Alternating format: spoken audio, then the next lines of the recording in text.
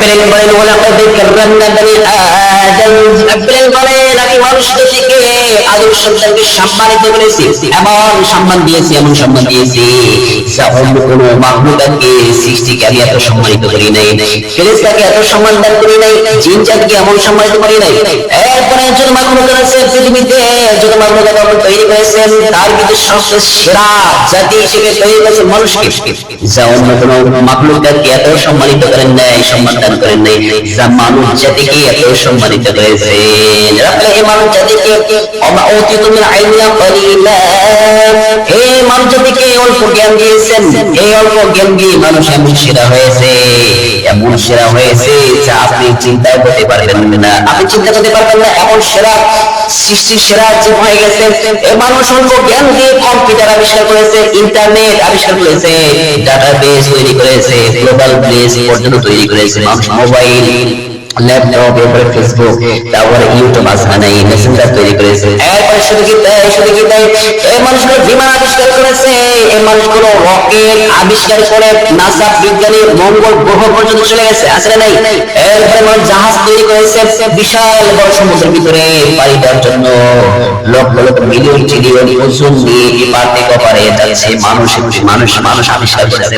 এরপরে মানুষ বহুতল বিল্ডিং তৈরি করেছে, মানুষ অনেক কিছু তৈরি করেছে, এই মানুষগুলো দ্বারা সম্ভব, কিন্তু অন্য কোনো মানুষ দ্বারা সম্ভব নয়, শুধুমাত্র কেবলমাত্র মানুষ দ্বারা এটা সম্ভব, যিনি দ্বারা তৈরি, যিনি দ্বারা এটা সম্ভব নয়, এরপরে ফেরেশতা দ্বারা এটা সম্ভব নয়। রাব্বুল বলেন শুধু কি তাই, শুধু কি তাই, রাব্বুল বলেন লাকাদ খালাকনাল ইনসানা ফি আহসানি তাকওয়িম, রাব্বুল বলেন অবশ্যই অবশ্যই must be created man of the best structure mound, আমি মানুষকে অবশ্যই সর্বোত্তম আকৃতি দিয়ে তৈরি করে দিয়েছি, সৃষ্টির সেরা জীব হিসেবে তৈরি করেছি, মানুষকে এত সৌন্দর্য দান করেছি যা অন্য কোনো মাখলুকাতকে এত সৌন্দর্য দান করি নাই।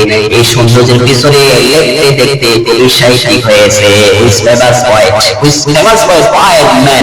এমন মানুষ হয়েছে, ফেমাস বিখ্যাত কবি সাহিত্যিক হয়েছে। শুধু কি তাই, শুধু কি তাই, এই মানুষের সৌন্দর্যের মধ্যে প্রেমে পড়ে, ভালোবাসা প্রেমে পড়ে অনেক মানুষ জীবন পরিচয় দিয়েছে, এমন ইতিহাস আছে না? অফ হিস্টরি, অনেক ইতিহাস আছে। এই মানুষের সৌন্দর্য প্রেমে পড়ে অনেকজন আছে কবিরা গুণ পর্যন্ত করেছে, আত্মহত্যা করেছে, বিষ খেয়েছে, এরপরে ফাঁসি পর্যন্ত দিয়েছে। এত সুন্দর সেরা মানুষ, এত সুন্দর, কারণ এত সৌন্দর্য কেন? কারণ হচ্ছে এই মুখটা তৈরি করে দিয়েছেন কে? স্বয়ং আল্লাহ তাআলা তৈরি করেছেন, স্বয়ং আল্লাহ তাআলা এই মুখটা তৈরি করে দিয়েছে, সুবহানাল্লাহ। অথচ এই সিরাজিক মানুষের উপরে কিছু শত্রু মানুষ আছে, আপনার বিরোধী দল মানুষ অথবা শত্রু, আপনি শত্রু, এই শত্রু হওয়ার পরে আপনি কি করেছেন? এই ইন্টারনেট ডাটাবেস তৈরি করার পরে আপনি এটার মাধ্যমে আপনি শত্রুর পোষণ করার জন্য, আপনি বিরোধী দলে মানে ব্যঙ্গ করার জন্য আপনি সৃষ্টি সেরা মানুষের মুখের উপরে আপনি পশুর আকৃতি আপনি ছবি দিয়ে আপনি শত্রুতা পোষণ করেছেন, এরপরে শত্রুতা পোষণ করে ব্যঙ্গ করেছেন।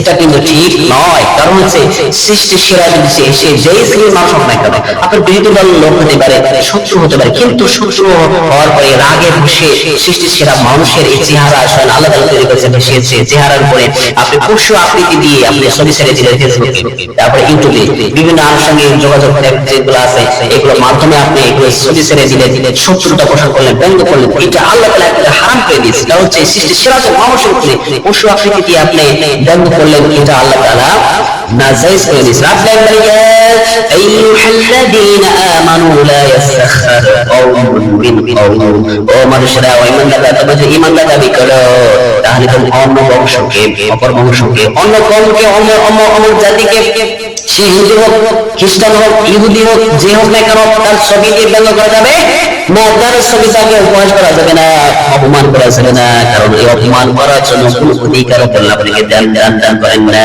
আল্লাহ প্রত্যেককে এই ব্যঙ্গ থেকে, পশু আকৃতি থেকে আমাদের ব্যঙ্গ করে অপমান অপদস্থ থেকে আমাদের যারা আছে, যারা ইন্টারনেট আমরা কাজ করি, তাদেরকে আল্লাহ হেদায়েত দান করুন।